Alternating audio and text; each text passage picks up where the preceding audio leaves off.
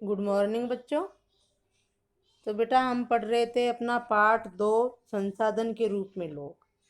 इसमें हम पढ़ रहे हैं पुरुषों और महिलाओं के आर्थिक क्रियाकलाप। तो हमने देखा कि आर्थिक क्रियाकलाप जो है पुरुष ज़्यादा करते हैं, महिलाएं कम करती है। करती तो है महिलाएं भी आर्थिक क्रियाकलाप, जैसे विलास की माँ मछलियाँ निकाल कर बाजार में बेचती थी तो वो आर्थिक क्रियाकलाप है।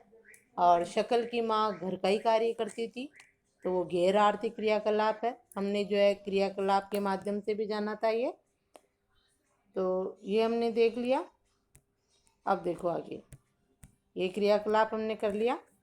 अब यहाँ से देखो, ध्यान दो किताब में, किताब खोल के बैठो। ऐतिहासिक और सांस्कृतिक कारणों से परिवार में महिलाओं और पुरुषों के बीच श्रम का विभाजन होता है। आमतौर पर महिलाएं घर के कामकाज देखती है और पुरुष खेतों में काम करते हैं। शकल की माँ शीला खाना पकाती है, बर्तन साफ करती है, कपड़े धोती है, घर की सफाई करती है और अपने बच्चों की देखभाल करती है। शकल के पिताजी बूटा खेतों में काम करते हैं, उपज को बाजार में बेचते हैं, उपज को बाजार में बेचते हैं और परिवार के लिए धन कमाते हैं। तो आर्थिक क्रियाकलाप कौन करते हैं? शकल के पिताजी है, शकल की माँ? शकल के पिताजी। शकल की माँ भी सारे दिन काम करती है, खाना पकाना, बर्तन साफ करना, कपड़े धोना, लेकिन उसका उसको कोई पैसा नहीं मिलता है। ठीक है, तो ये सारी चीज हमारे शकल और विलास की जो अपन ने कहानियां पढ़ी ना, उसी पर आधारित है, उसी को लेकर हम सब चीज समझेंगे इसमें कि क्या है। ठीक है, तो देखो, शीला परिवार के पालन पोषण के लिए जो सेवाएं प्रदान करती है, शीला कौन है? शकल की माँ। शीला परिवार के पालन पोषण के लिए जो सेवाएं प्रदान करती है उसके लिए उसे कोई भुगतान नहीं किया जाता। बूटा जो शकल के पिता धन कमाता है जिसे वह परिवार के पालन पोषण पर खर्च करता है। परिवार के लिए दी गई सेवाओं के बदले महिलाओं को भुगतान नहीं किया जाता है, उनकी सेवा को राष्ट्रीय आय में नहीं जोड़ा जाता है। विलास की माँ गीता मछली बेचकर आय कमाती थी। इस तरह महिलाओं को अन्य उनकी सेवाओं के लिए तब भुगतान किया जाता है जब वे श्रम बाजार में प्रवेश करती है। विलास की माँ मछलियाँ निकाल कर बेचती थी तो वो आर्थिक क्रियाकलाप करती थी। ठीक है, और महिलाओं के काम को कब आर्थिक क्रियाकलाप कहा जाता है? जब वो श्रम, उनकी मेहनत जो है बाजार में प्रवेश करती है, उस समय उसको जो है क्या कहा जाता है? आर्थिक क्रियाकलाप कहा जाता है। यानी बाजार में प्रवेश करेगी तो उसका पैसा मिलेगा। ठीक है, आगे देखो, पुरुष सहयोगी की तरह उनकी आय उनकी शिक्षा और कौशल के आधार पर निर्धारित की जाती है। किनकी? महिलाओं की। शिक्षा व्यक्ति के उपलब्ध आर्थिक अवसरों के बेहतर उपयोग में सहायता करती है। देखो शिक्षा का महत्व, शिक्षा व्यक्ति के उपलब्ध आर्थिक अवसरों के बेहतर उपयोग में सहायता करती है। अगर व्यक्ति शिक्षित है तो उसको जो है अधिक अवसर मिलेंगे, आर्थिक अवसर यानी धन कमाने के अवसर ज़्यादा मिलेंगे उसको। शिक्षा और कौशल बाजार में किसी व्यक्ति की आय के प्रमुख निर्धारक है। बाजार में किसी व्यक्ति की आय के निर्धारक कौन है? उसकी शिक्षा और उसको कौशल की, कितना पढ़ा लिखा है, क्या क्या वो जानता है। भाई शिक्षित कहीं नौकरी पाने के लिए जा रहा है तो पढ़ाई लिखाई पूछी जाती है, और काम के लिए जा रहा है कि मुझे ये जैसे आईटीआई वगैरह ये करे हुए थे ना, ट्रेंड कौशल प्राप्त प्रशिक्षण लिए भी, तो उसमें भी वो देखा जाता है। ये शिक्षा और कौशल जो है बाजार में उस व्यक्ति के आय के प्रमुख निर्धारक होते हैं। अधिकांश महिलाओं के पास बहुत कम शिक्षा और निम्न कौशल स्तर होता है। महिलाओं के पास शिक्षा भी कम होती है, कौशल स्तर भी कम होता है। पुरुषों की अपेक्षा महिलाओं को कम पारिश्रमिक दिया जाता है।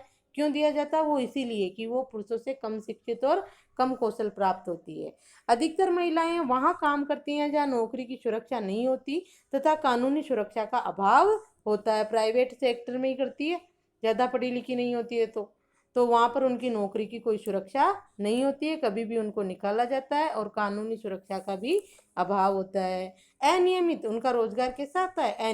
अनियमित रोजगार और निम्न आय इस क्षेत्र की विशेषताएं हैं। किस क्षेत्र की? जहाँ महिलाएं काम करती है। प्राइवेट क्षेत्र जो होता है उसमें आय भी कैसी होती है? निम्न आय होती है, और कोई जो है नियमित रोजगार भी नहीं होता, जब चाहे तब निकाल सकते हैं। तो ऐसे जो है इसकी अनियमित रोजगार और निम्न आय इस क्षेत्र की क्या होती है? विशेषता। कौन से क्षेत्र की? प्राइवेट क्षेत्र की। इस क्षेत्र में प्रसूति अवकाश, शिशु देखभाल और अन्य सामाजिक सुरक्षा तंत्र जैसी सुविधाएं उपलब्ध नहीं होती है।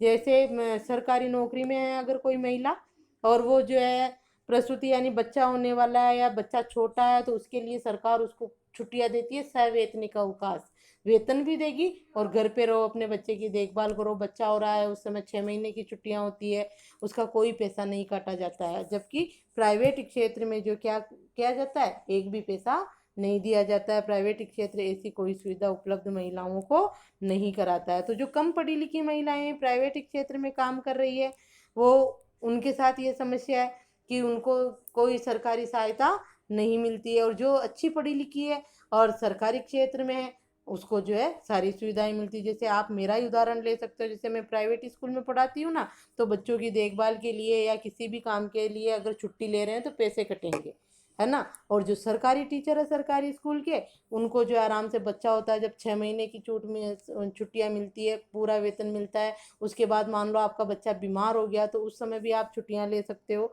ये सारी सुविधाएं दी जाती है। लेकिन प्राइवेट क्षेत्र में ऐसा कुछ नहीं है। आगे देखो, तथापि उच्च शिक्षा, ये तो जो कम पढ़ी लिखी और कम कौशल प्राप्त महिलाएं उनके लिए हैं। अब देखो आगे, तथापि उच्च शिक्षा और उच्च कौशल वाली महिलाओं को पुरुषों के बराबर वेतन मिलता है। संगठित क्षेत्र, वो असंगठित क्षेत्र था। कौन सा क्षेत्र था? असंगठित, जिसमें महिलाओं को कोई सुविधा नहीं दी जाती है और वेतन भी पुरुषों से कम दिया जाता है। ठीक है, असंगठित। अब है संगठित क्षेत्र। देखो, संगठित क्षेत्र में शिक्षण और चिकित्सा उन्हें सबसे अधिक आकर्षित करते हैं। कुछ महिलाओं ने सामान्य नौकरियों के अलावा प्रशासनिक और अन्य सेवाओं में प्रवेश किया है, जिनमें वैज्ञानिक और प्रौद्योगिकी सेवा के उच्च स्तर की आवश्यकता पड़ती है। अपनी बहन या साथ पढ़ रही किसी सहपाठी से पूछे कि वे क्या बनना चाहती है। अब संगठित क्षेत्र में महिलाओं को देखो, जरूरी नहीं कि शिक्षा और चिकित्सा के क्षेत्र में ही महिलाएं काम कर रही हो, टीचर, नर्से, डॉक्टर ही हो, हर क्षेत्र में महिलाएं पहुंच गई है। वैज्ञानिक, प्रौद्योगिकी, हर क्षेत्र में जो है महिलाएं उच्च शिक्षा और उच्च कौशल प्राप्त करके आराम से जो है हर क्षेत्र में पुरुषों के साथ अपनी जगह बना रही है। तो उनके साथ किसी प्रकार का भेदभाव संगठित क्षेत्र में नहीं किया जाता है। पुरुषों के बराबर वेतन दिया जाता है, जबकि उनसे पुरुषों से ज़्यादा सुविधाएं उनको दी जाती है और कानूनी सुरक्षा भी प्राप्त है उनको वहाँ। ठीक है, तो आप अपनी बहन से या किसी से इस बारे में बात कर सकते हो। अब देखो आगे, जनसंख्या की गुणवत्ता। किसी भी देश की जनसंख्या में गुणवत्ता क्या होगी? वो जनसंख्या सकारात्मक कब बनेगी? जब उस देश की जनसंख्या में जो है शिक्षा, स्वास्थ्य, कौशल, प्रौद्योगिकी, इसका स्तर क्या होगा? उच्च होगा। तब जो है वो जनसंख्या की गुणवत्ता है, और तब भी जो है वो देश आगे बढ़ सकेगा। देखो, जनसंख्या की गुणवत्ता, साक्षरता दर, अंडरलाइन कर लो, प्रश्न भी पूछा जा सकता है। साक्षरता की गुणवत्ता किस पर निर्धारित होती है? तो देखो, शिक्षा, जनसंख्या की गुणवत्ता साक्षरता दर जीवन प्रत्याशा से निरूपित व्यक्तियों के स्वास्थ्य और देश के लोगों द्वारा प्राप्त कौशल निर्माण पर निर्भर करती है। प्रश्न भी बनेगा आपके कि जनसंख्या की गुणवत्ता किस पर निर्भर करती है? साक्षरता, जीवन प्रत्याशा, और जो जीवन प्रत्याशा का मतलब होता है औसत आयु स्तर, कि किसी देश के नागरिक कितनी आयु तक जो है कार्य कर सकते हैं। किसी देश में जैसे मान लो 50 साल के बूढ़े हो गए, वो काम नहीं कर सकते, तो वो भी अच्छी बात नहीं है। स्वास्थ्य और देश के लोगों में जो है कौशल, ये सारी चीज़ें जो है जनसंख्या की गुणवत्ता को निर्धारित करती है। यानी कि और जनसंख्या की गुणवत्ता इन पर निर्भर होती है, शिक्षा, स्वास्थ्य, कौशल, प्रशिक्षण आदि पर। जनसंख्या की गुणवत्ता अंततः देश की संवर्धी दर निर्धारित करती है, और जिस देश की जनसंख्या जितनी गुणवत्तापूर्ण होगी, यानी वही साक्षर, स्वस्थ, वो जो है देश की संवर्धी दर भी उतनी ही अधिक होगी। साक्षर और स्वास्थ्य जनसंख्या परिसंपत्तियां होती है। जिस देश की जनसंख्या साक्षर है और स्वस्थ है, वो जनसंख्या देश की क्या है? परिसंपत्ति है। ठीक है, अच्छी संपत्ति, अच्छा मानव को है, मानव संसाधन है वो जनसंख्या। क्या है?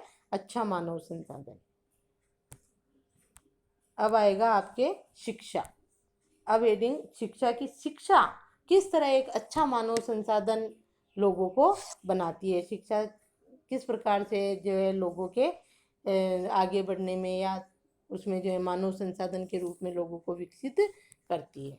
देखो, अपने जीवन के आरंभिक वर्षों की सकल की शिक्षा के बाद के वर्षों में अच्छी नौकरी और अच्छे वेतन के रूप में उसे फल दिया। हमने देखा कि सकल के विकास के लिए शिक्षा एक महत्वपूर्ण आघात था।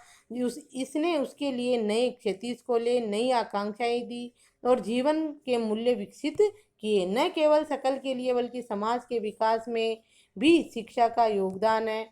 यह राष्ट्रीय आय और सांस्कृतिक समृद्धि में वृद्धि करती है। यह है प्रश्न भेजा था शायद मैंने आपके, कि शिक्षा जो है समाज के विकास में किस प्रकार योगदान देती है, या शिक्षा देश के विकास में किस प्रकार योगदान देती है, या शिक्षा एक मानव को मानव संसाधन के रूप में कैसे विकसित करती है। अच्छा मानव संसाधन, अच्छी मानव पूंजी कैसे जो है शिक्षा द्वारा बन सकते हैं। तो देखो, जैसे हमने शकल का उदाहरण देखा था, ये शकल विलास के चारों तरफ ही घूमेगी। शकल ने अच्छी शिक्षा प्राप्त की थी तो उसके लिए जो है नए क्षितिज खुल गए, नई आकांक्षाएं, नए जीवन मूल्य। उसके पिता की तरह खेती नहीं की उसने, सॉफ्टवेयर इंजीनियर बन गया शिक्षा प्राप्त करके। ठीक है, तो जो है जीवन के नए मूल्य विकसित करती है। न केवल शकल के लिए, एक शकल ही नहीं, शकल जैसे लाखों करोड़ों जो है बच्चे हैं हमारे यहाँ, तो वो सभी जो है आगे बढ़ते हैं, समाज का विकास करते हैं। शकल के लिए बल्कि समाज के विकास में भी शिक्षा का योगदान है। राष्ट्रीय आय और सांस्कृतिक समृद्धि में वृद्धि करती है और प्रशासन की कार्य क्षमता बढ़ाती है। प्राथमिक शिक्षा में सार्वजनिक पहुंच, धारण और गुणवत्ता प्रदान करने का प्रावधान किया गया है और इस मामले में लड़कियों पर विशेष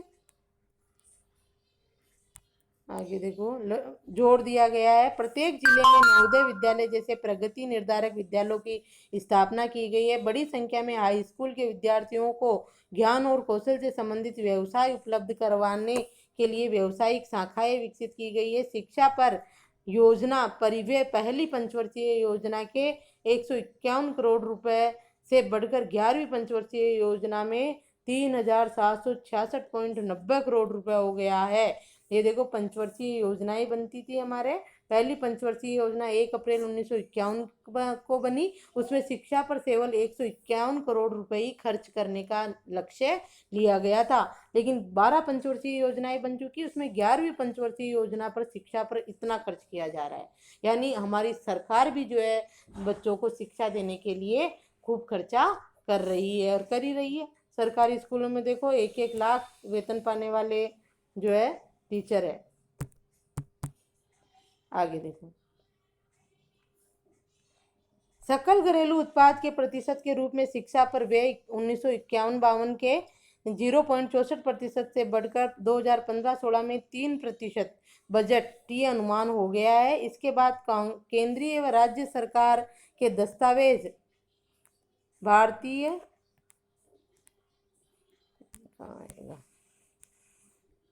भारतीय रिजर्व बैंक, यहाँ से देखो आप, यह आएगा आपके।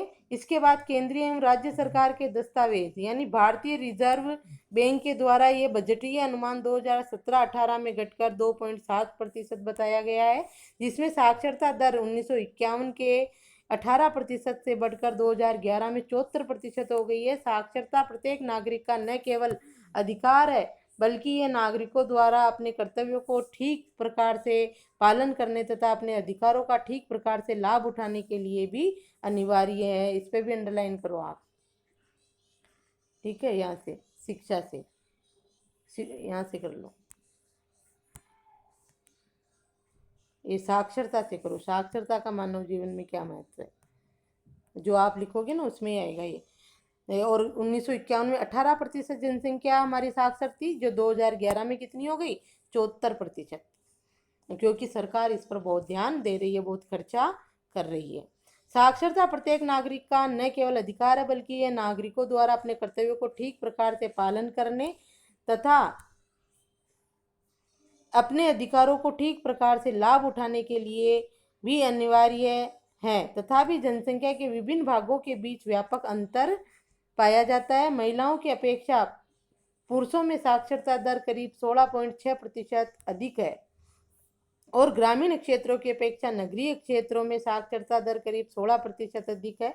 इस पे भी अंडरलाइन कर लो। देश में साक्षरता की स्थिति, यानी पुरुष ज़्यादा साक्षर है, महिलाएं कम साक्षर है, और शहरी क्षेत्रों में साक्षर ज़्यादा है, ग्रामीण क्षेत्रों में कम है। अंतर कितना? 16% का। ये इधर 16.6% रहते ही। ठीक है। वर्ष 2011 केरल के कुछ जिलों में साक्षरता दर 94%। इस पे भी अंडरलाइन करो। 2011 की जनगणना के अनुसार सबसे अधिक साक्षर राज्य कौन सा है? केरल है, जहाँ 94% साक्षरता है।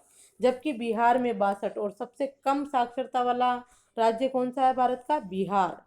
ठीक है, ये अंडरलाइन करके छोटे प्रश्न बन रहे हैं ये। 2011 के कुल जिलों में साक्षरता प्रतिशत दर 94% है, जबकि बिहार में 62। तो सबसे अधिक साक्षर राज्य केरल, सबसे कम बिहार। वर्ष 2013-14 प्राथमिक स्कूल प्रणाली भारत के 8.58 लाख से भी अधिक गांवों में फैली है। दुर्भाग्यवश स्कूल शिक्षा के इस विस्तार को शिक्षा के निम्न स्तर और पढ़ाई बीच में छोड़ने की उच्च दर ने कमजोर कर दिया है। 6 से 14 वर्ष आयु वर्ग के सभी स्कूली बच्चों को वर्ष 2010 तक प्राथमिक शिक्षा प्रदान करने की दिशा में, और जो कौन सा चलाया गया आपके निःशुल्क 6 से 14 वर्ष के बच्चों का जो है अधिकार कर दिया गया है कि वो सिर्फ क्या करेंगे? शिक्षा प्राप्त करेंगे। शिक्षा प्राप्त करने की दिशा में 2010 में प्राथमिक शिक्षा प्राप्त करने की दिशा में सर्व शिक्षा अभियान एक महत्वपूर्ण कदम है। राज्यों, स्थानीय सरकारों और प्राथमिक शिक्षा सार्वभौमिक लक्ष्य को प्राप्त करने के लिए समुदाय की सहभागिता के साथ केंद्रीय सरकार की ये एक समयबद्ध पहल है। समयबद्ध सर्व शिक्षा अभियान चलाया गया है, जिसमें 6 से 14 वर्ष के बच्चों को निःशुल्क शिक्षा दी जाती है, जिससे कि शिक्षा का स्तर बढ़े। हमने देखा ना, लड़कियों को नहीं पढ़ाया जाता है, ग्रामीण क्षेत्रों में बच्चों को नहीं पढ़ाया जाता है, तो उनको शिक्षा से जोड़ने के लिए। इसके साथ ही प्राथमिक शिक्षा में नामांकन बढ़ाने के लिए सेतु पाठ्यक्रम और स्कूल लोटो प्रारंभ किए गए हैं। कक्षा में बच्चों की उपस्थिति को बढ़ावा देने, बच्चों के धारण और उनके पोषण स्थिति में सुधार के लिए दोपहर के भोजन, मिड डे मील है ना, दोपहर खाना खिलाया जाता है, की योजना क्रियान्वित की जा रही है। इन नीतियों ने भारत में शिक्षित लोगों की संख्या में वृद्धि हो सकती है। इन नीतियों से भारत में शिक्षित लोगों की संख्या में वृद्धि हो सकती है। तो आप थोड़ा इस पे ध्यान दोगे। सरकार ने कौन कौन से कदम उठाए हैं? सरकार ने कौन कौन से कदम उठाए हैं साक्षरता दर भारत में बढ़ाने के लिए? तो इसमें सबसे पहले सर्व शिक्षा अभियान, और ये जो है शिक्षा सार्वभौमिक लक्ष्य बनाया, सेतु पाठ्यक्रम है, मिड डे मील दोपहर के भोजन की योजना है। ये कार्यक्रम चलाकर सरकार ने जो है शिक्षा के स्तर को बढ़ाने का प्रयास किया है।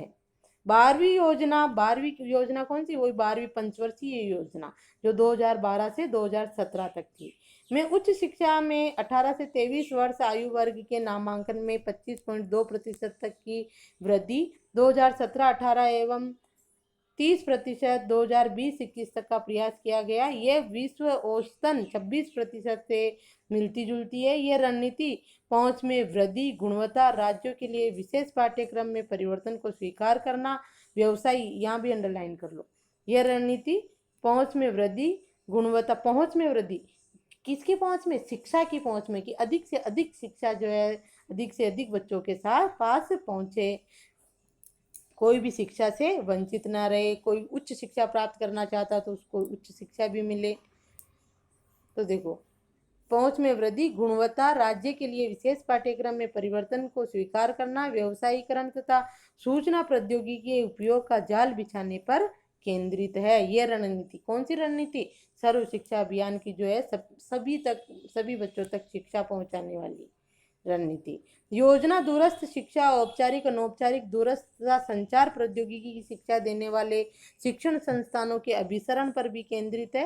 पिछले 50 वर्षों में विशेष क्षेत्रों में उच्च शिक्षा देने वाले शिक्षण संस्थानों तथा विश्वविद्यालयों की संख्या में महत्वपूर्ण वृद्धि हुई है। 1951 से 2015-16 के बीच कॉलेजों तथा विश्वविद्यालयों की संख्या में वृद्धि, छात्रों के नामांकन तथा अध्यापकों की भर्ती की सारणी ये देखिए। विश्वविद्यालय में इनमें जो है लगातार क्या होती जा रही है? वृद्धि। और महाविद्यालयों की संख्या जो 1951 में कितनी थी, 2016-17 में देखो विश्वविद्यालयों की संख्या देखो, विद्यार्थी देखो आप, विद्यार्थी कितने बढ़ गए हैं। और ये जो है शिक्षक, कॉलेजों में शिक्षक, यानी हम इस सारणी को देखकर कह सकते हैं कि सरकार शिक्षा पर बहुत अधिक ध्यान दे रही है और सतत प्रयास कर रही है सरकार कि जो है बच्चों को अधिक से अधिक शिक्षा प्राप्त हो।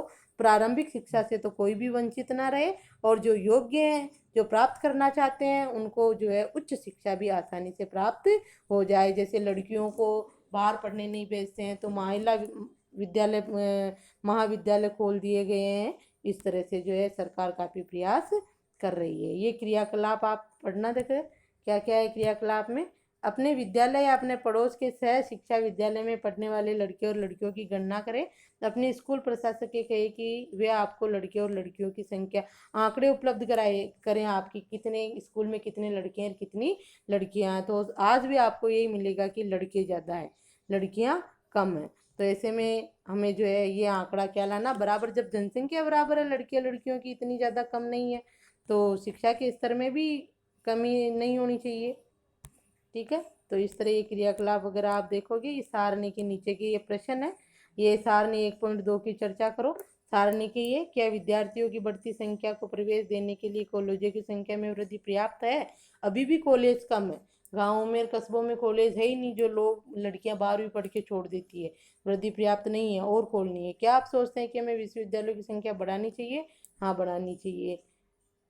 शिक्षकों की संख्या में कितनी वृद्धि हुई है सारणी में देखो। भावी महाविद्यालय और विश्वविद्यालयों के बारे में आपका क्या विचार है, आप बताओगे। भावी, भविष्य में महाविद्यालय और विश्वविद्यालयों में वृद्धि होनी चाहिए, और महाविद्यालयों और विश्वविद्यालयों में बच्चों को रोजगार परक शिक्षा दी जानी चाहिए। ये लिखना आप, भावी महाविद्यालय और विश्वविद्यालय के आपके विचार। लो, बच्चों को महाविद्यालय और विश्वविद्यालय में कैसी शिक्षा देनी चाहिए? रोजगार परक शिक्षा देनी चाहिए। सिर्फ किताबी कीड़ा नहीं बनाना चाहिए। सभी को कोई नौकरियां नहीं मिलती है निकलने के बाद। अगर महाविद्यालय विश्वविद्यालयों में वो कुछ ना कुछ सीख कर निकलेंगे, कुछ कौशल प्रशिक्षण प्राप्त करेंगे, तो वो जो है बाहर निकलकर विश्वविद्यालय से बाहर आकर बेरोजगार नहीं रहेंगे, कुछ ना कुछ काम तो कर ही लेंगे। तो जो है महाविद्यालय और विद्यालयों की संख्या में भी वृद्धि होनी चाहिए, और यहाँ पर जो है रोजगार परक शिक्षा को बढ़ावा दिया जाना चाहिए। ये हो गया आपका शिक्षा का। शिक्षा का जो है कितना महत्वपूर्ण स्थान है समाज के विकास में, राष्ट्र के विकास में, एक मानव के विकास में, ये हमने देखा। ठीक है, तो आप इसका प्रश्न शायद मैंने भेज दिया है, तो उसी में कर लेना और पढ़ना और समझना। अगले वीडियो में हम देखेंगे स्वास्थ्य, कि स्वास्थ्य का भी जो है मानव निर्माण में, मानव पूंजी निर्माण में कितनी भूमिका है।